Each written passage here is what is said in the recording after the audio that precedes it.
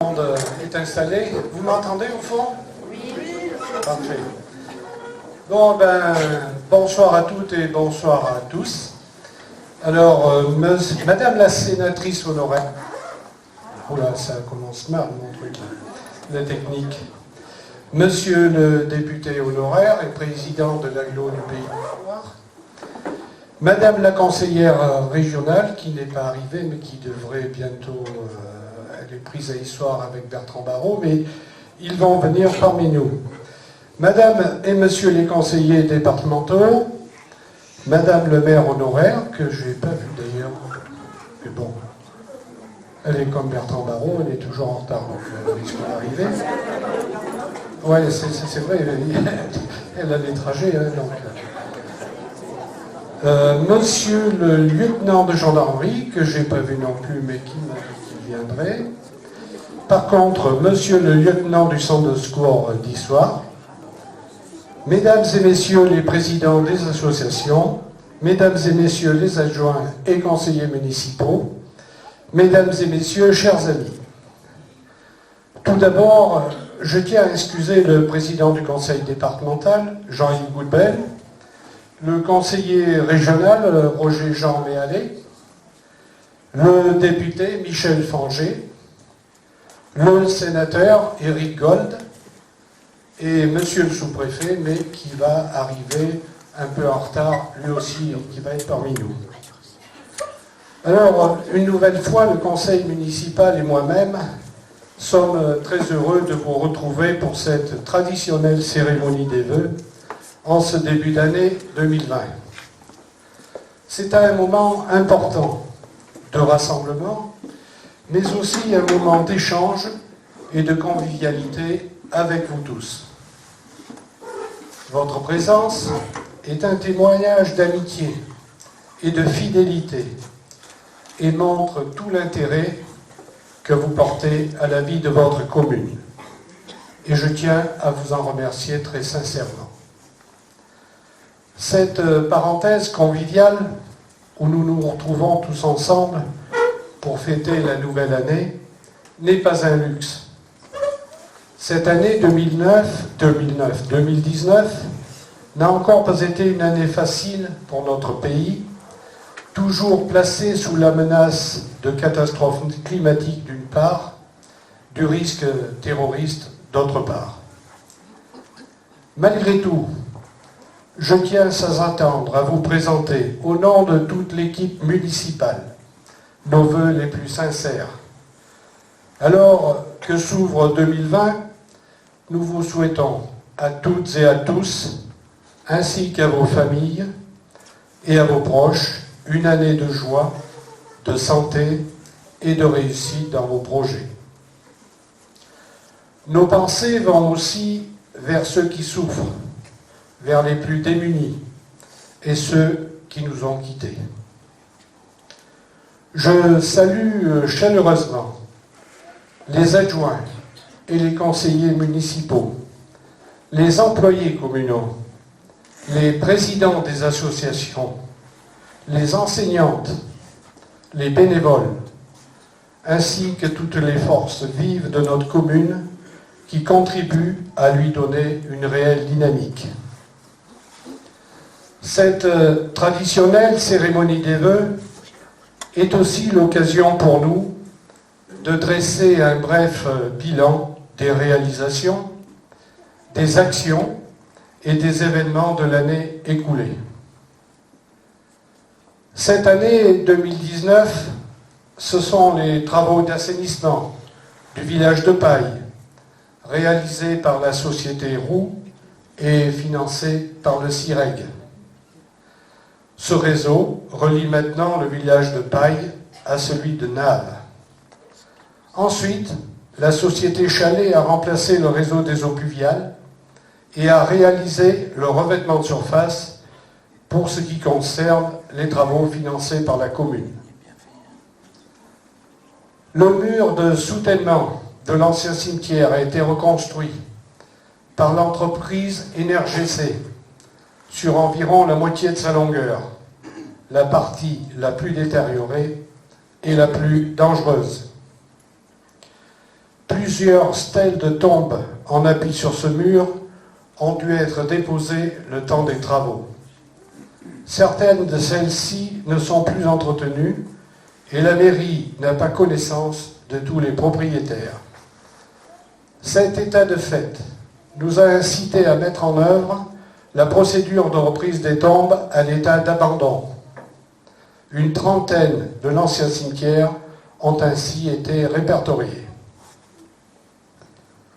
Cette fin d'année, l'entreprise Chalet a repris les portions les plus abîmées du chemin qui relie Naves à Borgard, en réalisant décaissements et enrobés. Et dès lundi, l'entreprise continuera sur la liaison Borgard-Terre-Mer par une réfection totale. Il est obligé de venir lundi, vu le nombre que vous êtes à avoir entendu, hein, Monsieur Chalet. Ce sont ensuite le chemin des Vignes et le chemin de Chambourlu qui seront repris. Je vois quelqu'un qui est concerné là-bas au fond. Ces travaux de voirie sont d'un coût très important pour les collectivités territoriales. Les aides sont seulement de 20% dans le cadre du fonds d'intervention communale du conseil départemental. Les travaux de remplacement et d'isolation du plafond de cette salle des fêtes, dans le cadre de l'opération Cocon 63 du conseil départemental, ont été réalisés en février dernier, enfin, dirait Bertrand Barrault. Les peintures que vous pouvez voir ont été refaites par nos employés communaux.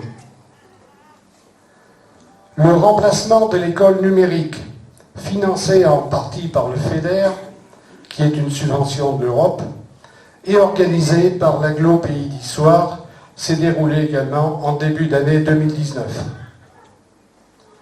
La charpente, qui constitue le support des cloches à l'église, a elle aussi été remplacée en début d'année.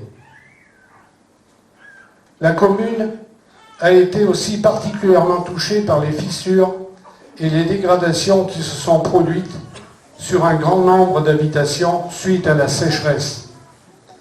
La commune a été reconnue à l'état de catastrophe naturelle pour la période du 1er juillet au 30 septembre 2018.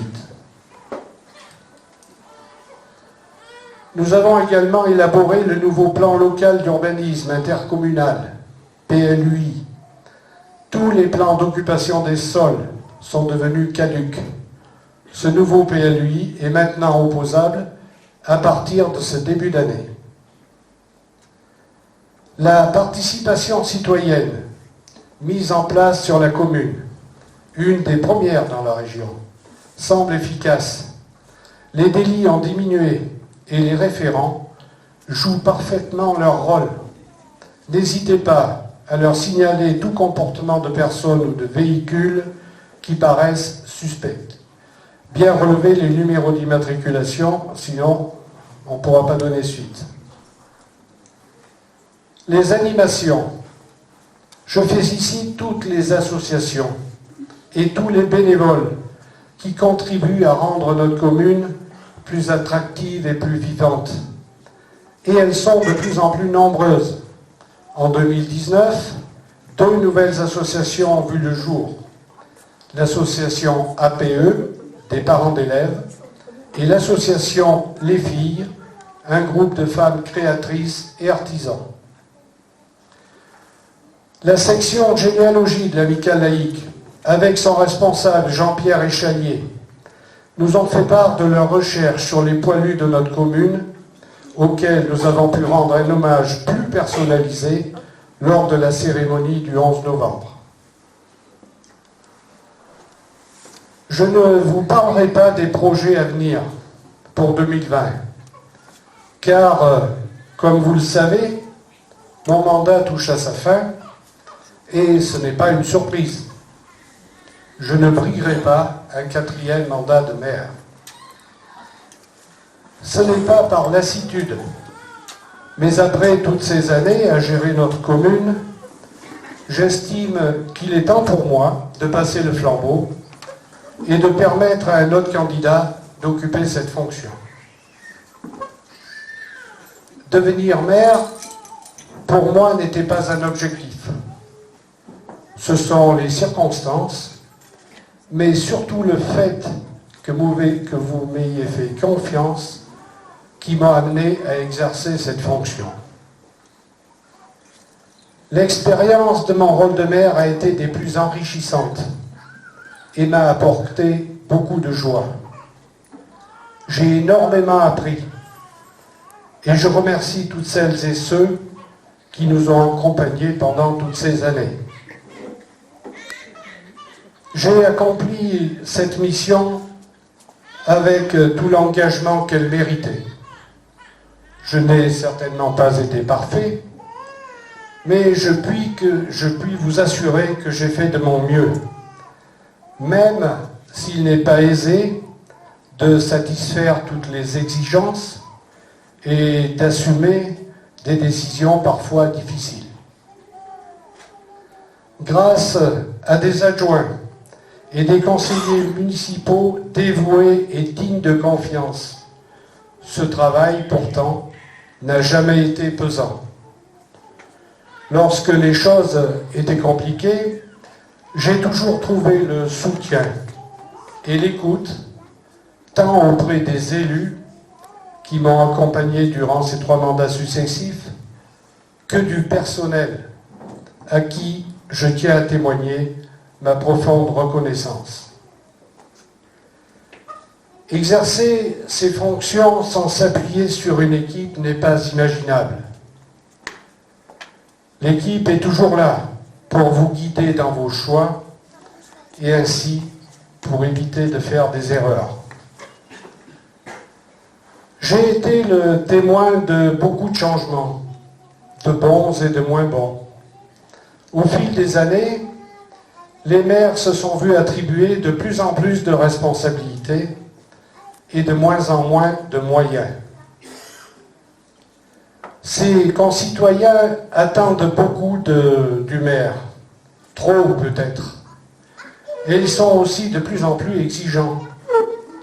Et au moindre problème, le maire se retrouve sur le banc des accusés pour avoir failli à sa mission. Le maire, c'est le guichet unique, l'homme de confiance. La tâche est lourde, il faut de la passion, de la ténacité. Il faut être diplomate et y consacrer beaucoup de temps. Comme je le disais, cette expérience m'a malgré tout apporté beaucoup de joie. J'ai eu plaisir à rencontrer et à travailler avec de nombreuses personnes.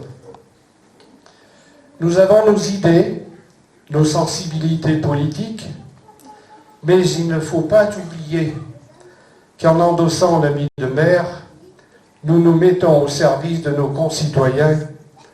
C'est pourquoi nous devons agir en laissant de côté nos intérêts personnels, nos rancœurs. L'intérêt collectif passe avant tout, et il ne faut pas faire preuve de sectarisme. C'est la défense de l'intérêt public qui doit nous guider.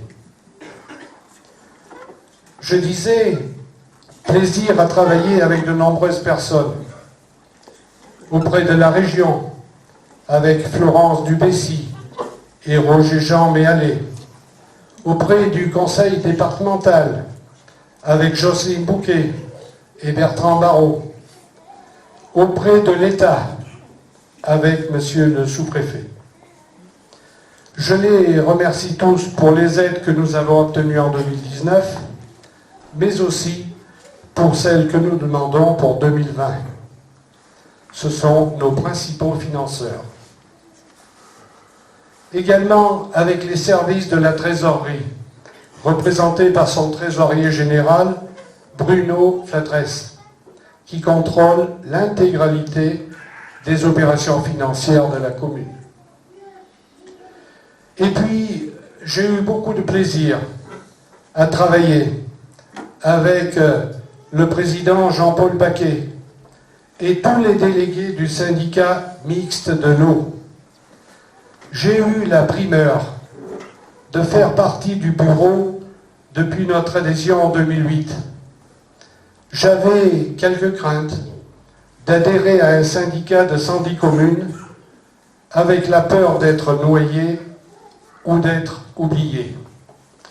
Mais je peux vous dire que depuis 2008, toutes nos demandes ont été prises en compte pour la réalisation et le financement des réseaux d'eau potable. Avec le président Christophe Nechaouni, puis Marc Jamon, à partir de 2014, sans oublier la tête pensante, Lilian Chaugnon. Ici aussi, toutes nos demandes ont été acceptées pour ce qui concerne les travaux de remplacement ou d'extension des réseaux des eaux usées, et ce sont plus de 800 000 € de travaux réalisés ce dernier mandat sur la commune d'Orbeil. Beaucoup de plaisir aussi à travailler avec nos deux présidents de la communauté des communes des Coteaux de l'Allier, Annie Chavignac et Bernard Ligonin, et tous les délégués, et en particulier mes collègues maires, Guy Archambault à Saint-Babel, René Bizio à Flins, Gérard Thévier à Oya, Pierre Martinan à Brenat et Jean-Paul Chanal à Saint-Iwan, avec lesquels nous venons tout dernièrement, je vous l'ai déjà dit, d'élaborer ensemble le plan local d'urbanisme intercommunal.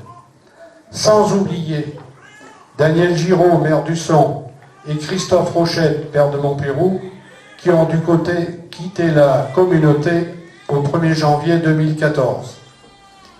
Merci à la Comcom pour la réalisation et le financement de certains de nos projets, en particulier la salle du restaurant scolaire. Et ceux, bien sûr, avec lesquels j'ai passé le plus de temps. C'est bien sûr les adjoints et les conseillers municipaux.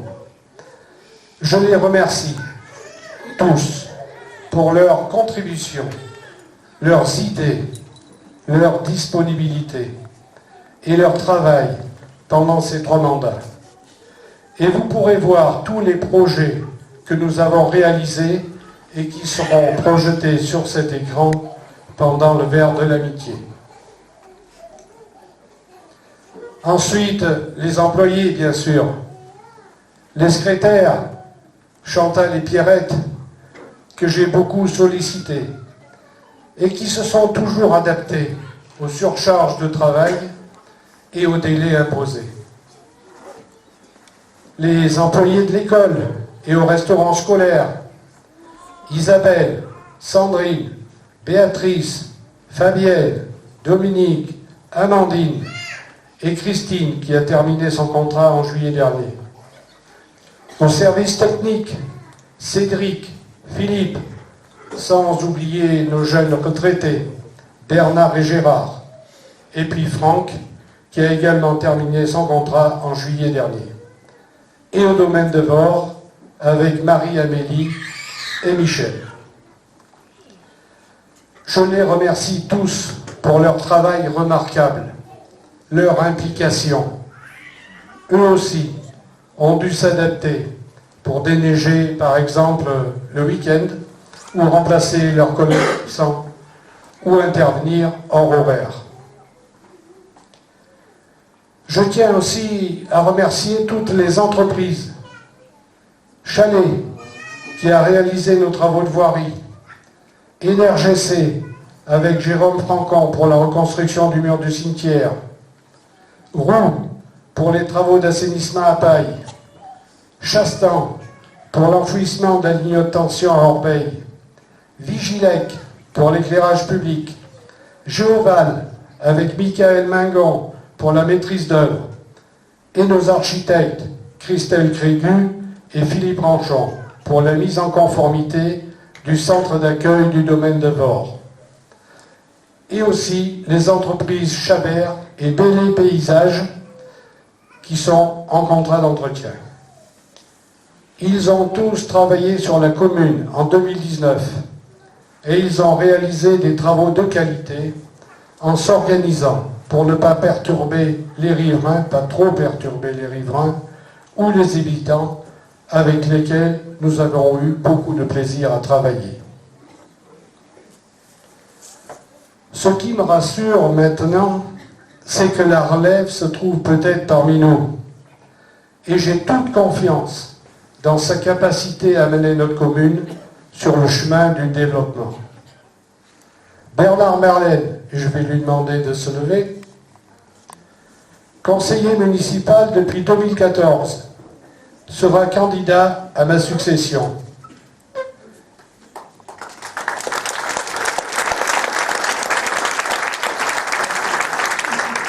Il a le profil, il est travailleur, il est rigoureux, il est à l'écoute et il est disponible. Quoi de mieux pour devenir maire? Il pourra compter sur mon aide et mon soutien pour continuer dans la voie que nous avons tracée. C'est la raison pour laquelle il n'y aura pas de temps mort. Nous sommes en phase sur le choix des projets futurs. Nous avons réalisé toutes les demandes de subventions qui seront nécessaires afin de financer les projets de 2020. Je le remercie de bien vouloir reprendre le flambeau. J'ai de la chance. Dans certaines communes, la relève est difficile. Je remercie aussi son épouse, car ce n'est pas toujours évident pour les conjoints.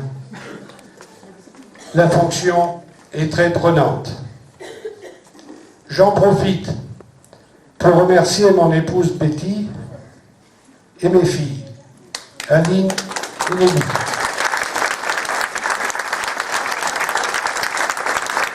Pour lesquelles ça n'a pas toujours été facile. Entre mon activité professionnelle et la mairie, j'ai beaucoup failli à notre vie de famille.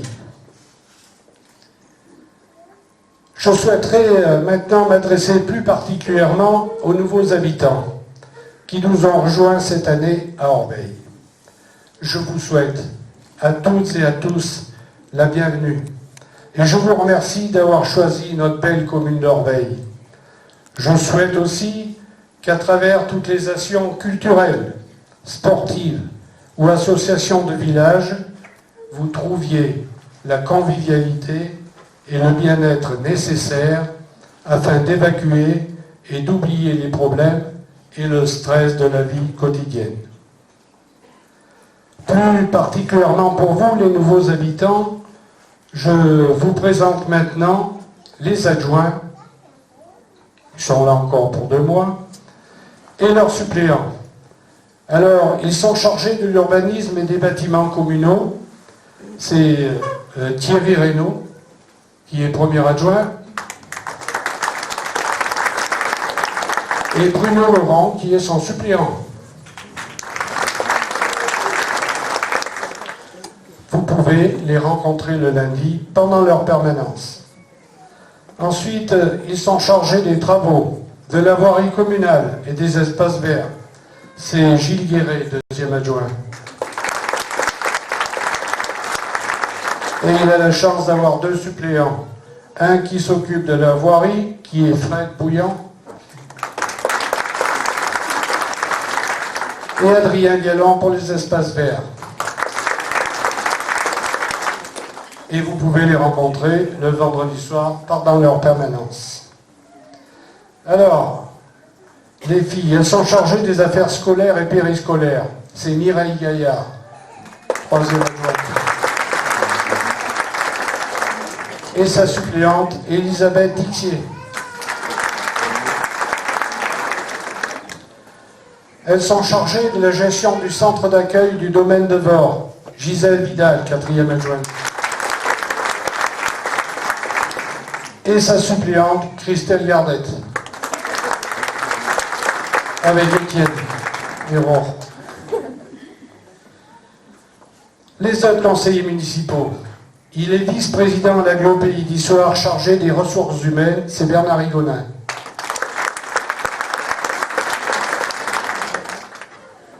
Elles sont déléguées de la commission en communication. La responsable, Christelle Gardette, qu'on a déjà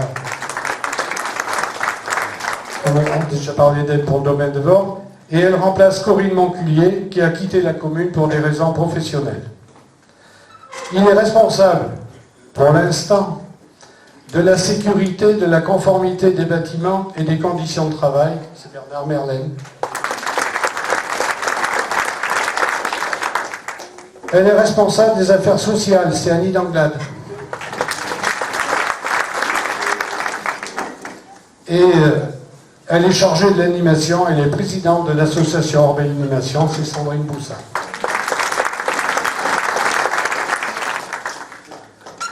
Alors maintenant, je vais vous présenter les associations de la commune. Et chaque président ou présidente présentera son association. Ça va me permettre de souffler un peu. Alors, il n'y a pas d'ordre, hein, comme ça vient. Donc la première, Orbel Animation, je viens de vous dire, avec sa présidente, Boussa.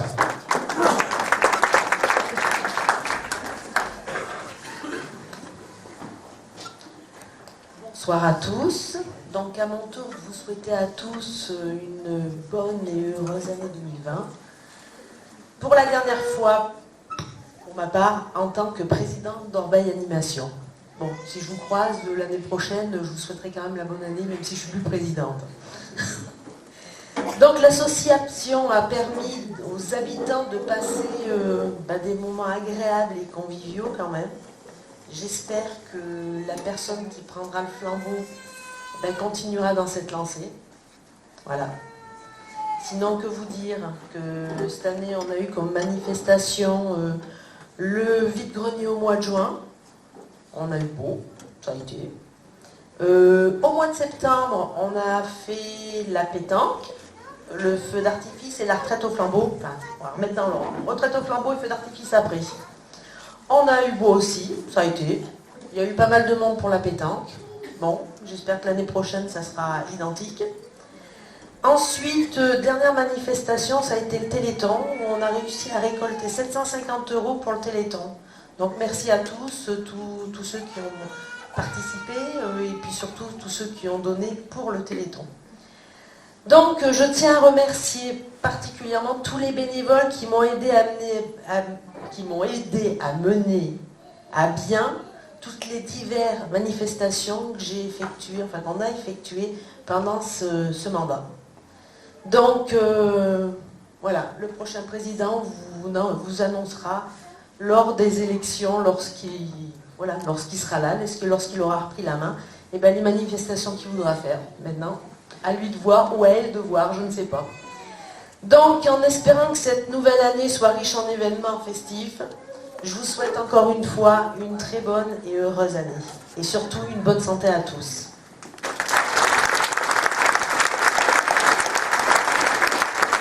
Merci Sandrine.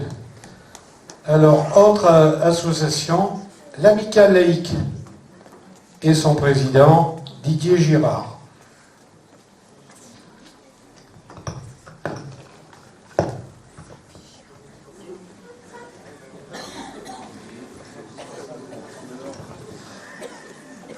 Bien, écoutez, bonjour à tout le monde. Je commence par vous souhaiter une très très bonne année pour cette nouvelle année 2020, qu'elle vous apporte toutes les joies qui vous sont nécessaires, dont vous avez besoin.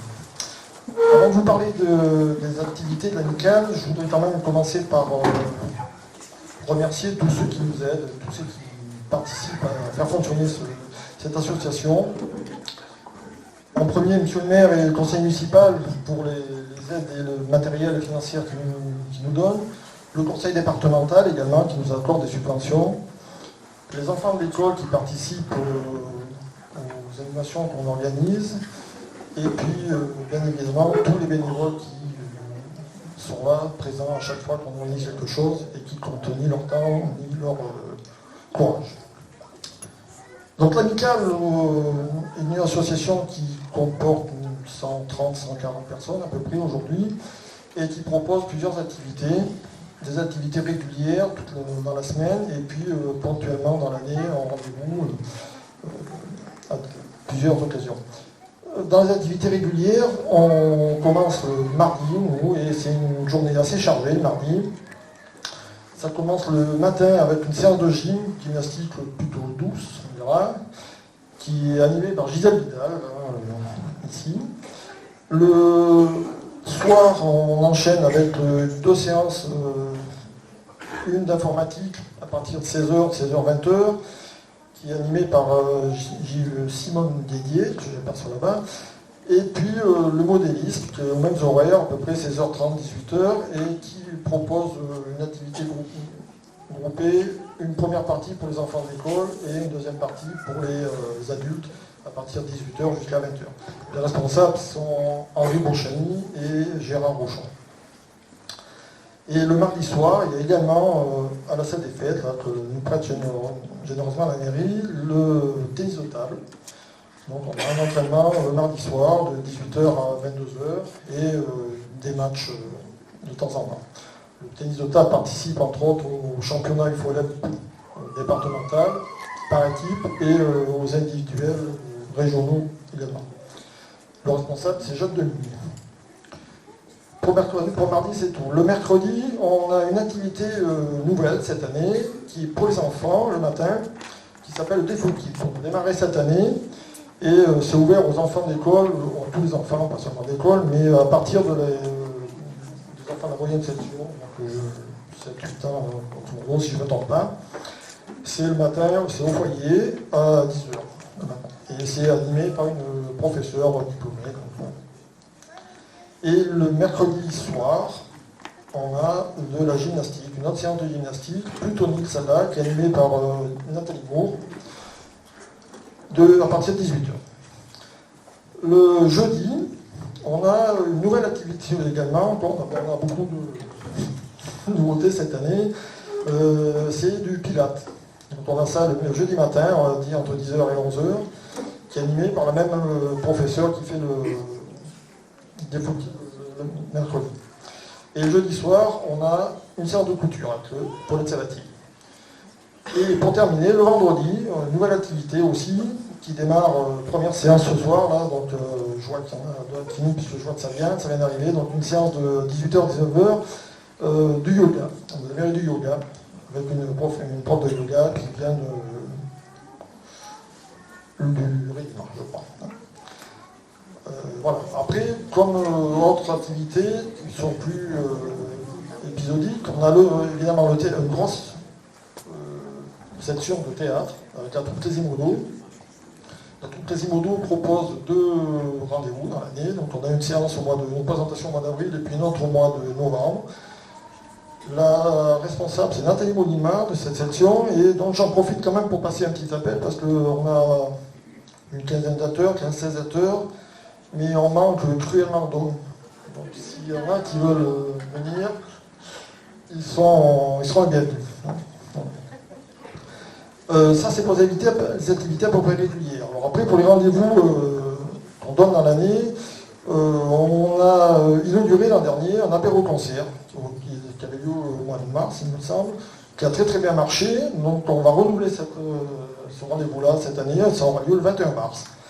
Donc là, vous pouvez venir nombreux, on avait passé un bon moment et c'était bien, avec un groupe local, c'était très bien. Autre activité qui est très importante pour nous, c'est le loto, qu'on organise fin novembre en général. Le loto est une activité qui est comme le théâtre et